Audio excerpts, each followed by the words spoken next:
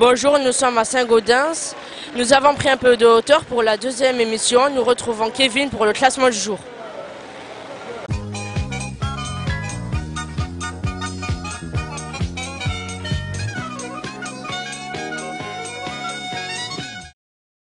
Belle journée aujourd'hui pour l'équipe Europcar avec la victoire de Brian Cocard.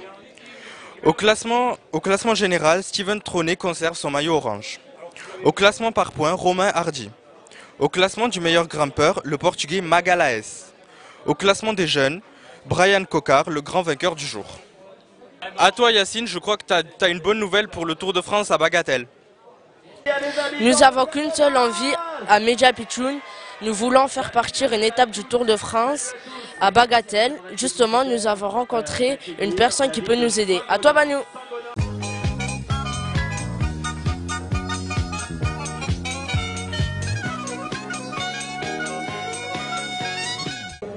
Oui Yacine, je suis bien avec Christian Prudhomme. Bonjour. Bonjour.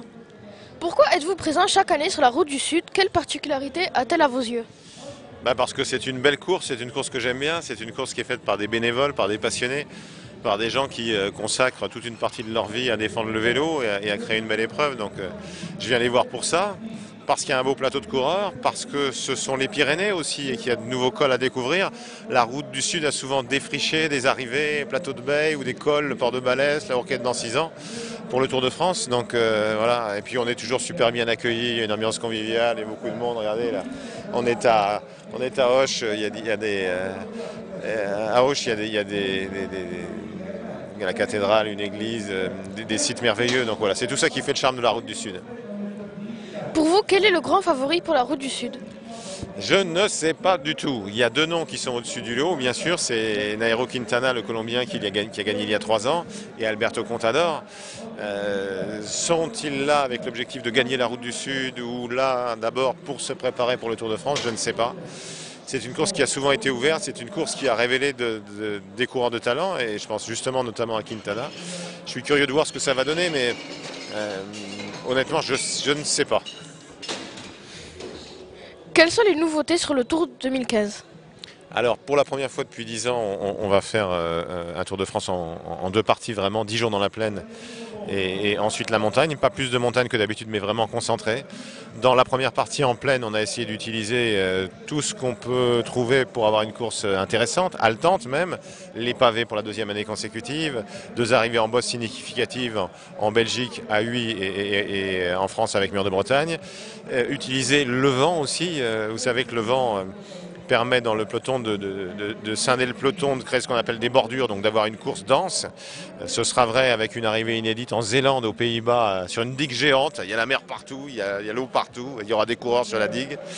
Et puis on aura aussi une étape en Normandie, en Seine-Maritime, le long des falaises, les magnifiques falaises de Seine-Maritime, des Trottards en particulier, parmi les plus belles falaises de France et du monde. Et puis la deuxième partie avec la montagne concentrée, je le disais, avec des arrivées classiques comme le plateau de Beille, avec des arrivées classiques mais placées pour la première fois à 24 heures de l'arrivée à Paris, c'est le cas de l'Alpe d'Huez, et puis avec de nouveaux sommets comme la Pierre Saint-Martin dans les Pyrénées-Atlantiques ou les lacets de Montvernier dans les Alpes. Cela fait 6 ans que nous menons le projet du Tour au pied des Tours. Nous avons effectué toutes les démarches pour un éventuel départ d'une étape sur notre quartier. Élus locaux, maires, préfets, le ministre des Sports nous a rendu visite à ce sujet il y a 2 semaines. Alors êtes-vous vraiment prêts à foncer avec nous? Bien sûr, à la condition qu'on ait vraiment une candidature écrite pour qu'on puisse avancer, ce qui me semble pas être forcément le cas aujourd'hui. Mais c'est important que vous ayez les soutiens du ministre des Sports et de la Ville, du secrétaire d'État au sport et des collectivités locales. Ce sera encore plus facile et plus simple quand il y aura une candidature concrète. Nous allons organiser une soirée dédiée au Tour d'ici Noël. Pourrons-nous compter sur votre présence? Oula, ça dépend de la date. Je suis très sollicité. Si je suis libre, je viendrai, mais je ne sais absolument pas si je serai libre. Il y a tellement d'invitations. J'aurais même pas besoin d'un chez moi. Je suis tellement souvent invité qu'il suffirait que je prenne une chambre d'hôtel 2 mois par an et je serai logé toute l'année, tu sais. Donc voilà, mais c'est aussi une chance d'une certaine manière. Donc si je suis libre, je viendrai avec plaisir, mais je ne sais pas du tout si je serai libre. Merci beaucoup. L'étape de demain sera la Grande Guerre sur la route du Sud. Nous retrouvons Banou avec l'un des combattants.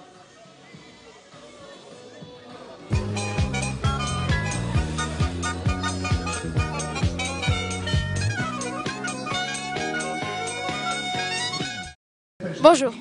Oui, bonjour. Peux-tu nous présenter l'étape de demain?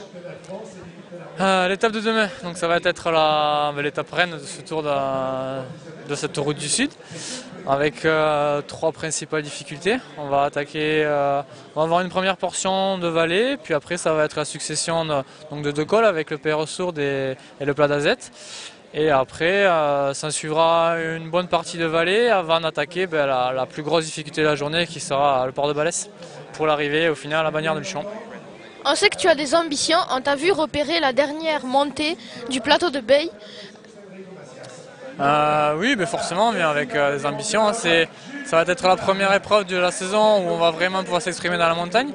Donc voilà, à partir de là, on a préparé les choses et puis on va voir ce qui va se passer demain.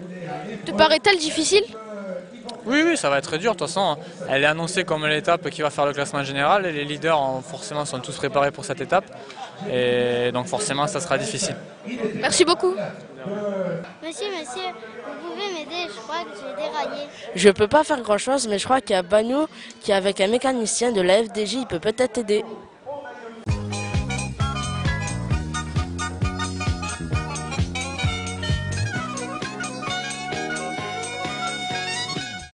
Bonjour, je suis bien avec Julien Viau. Bonjour. Bonjour. Depuis quand fais-tu ce métier?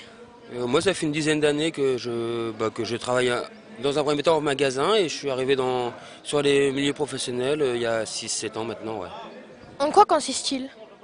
En fait, nous, notre travail principalement, c'est la mécanique du vélo, le montage, la réparation, l'entretien et le suivi en fait après la course.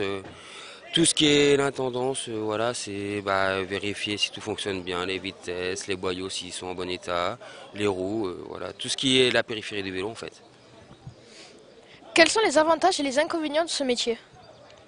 Les avantages, c'est qu'on vit de notre passion. La plupart de mes collègues, je pense qu'on est passionné par ce qu'on fait. Donc ça, c'est un avantage, c'est pas dit à tout le monde de vivre de sa passion. Les inconvénients, lorsque c'est une passion, on voit moins les inconvénients, mais le principal inconvénient, c'est le fait de partir assez longtemps de chez soi, des périodes de 4 semaines sur un grand tour par exemple. Donc ça, c'est un peu plus dur, mais autrement, le reste, voilà. Si des jeunes comme nous sont intéressés par le métier de mécanicien de vélo, quel cursus scolaire nous conseilles-tu? Le cursus scolaire, ça serait de commencer par un CAP, BEP en maintenance mécanicien. Alors la formation, il me semble, c'est mécanicien, c'est motocycle et cycle. Et ensuite faire une spécificité sur le cycle en fait. Il y a des écoles qui existent sur Toulouse et Paris, il me semble, sur des formations vraiment professionnelles purement sur le vélo, où on touche plus la mobilette et la moto. Donc c'est vraiment spécifique sur le vélo. Donc ça, c'est un cursus qui est intéressant, quoi. Pouvez-vous nous décrire une journée type de votre métier? Ouais, après notre journée, nous, ça commence le matin par le gonflage des vélos et la mise en place des galeries, tu vois, sur la voiture de course 1 et 2. Donc on dispose des vélos suivant l'ordre que les directeurs sportifs ont désigné, en fait, par rapport aux leaders. Les vélos entiers sont pour les susceptibles leaders de l'épreuve ou qui peuvent gagner à cette étape. Et ensuite, c'est l'attente dans la voiture pour les crevaisons, les ennuis mécaniques éventuellement. Et ensuite, la plus grosse partie du travail, ça se situe après la course, quoi, le soir.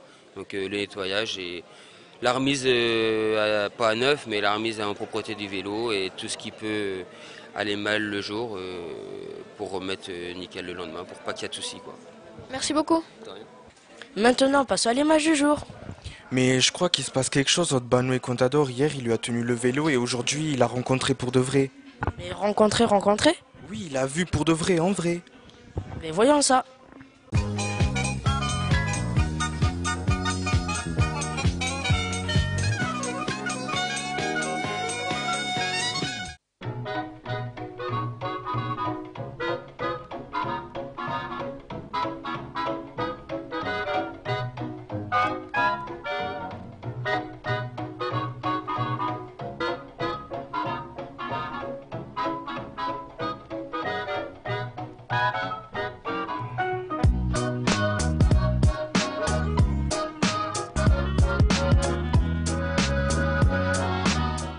Je vois pas pourquoi il y aurait que Banou qui se ferait des copains et des copines sur la route du Sud. Pas vrai? Oui. Bon, on vous paye un coup, les filles. Ah oui. À demain.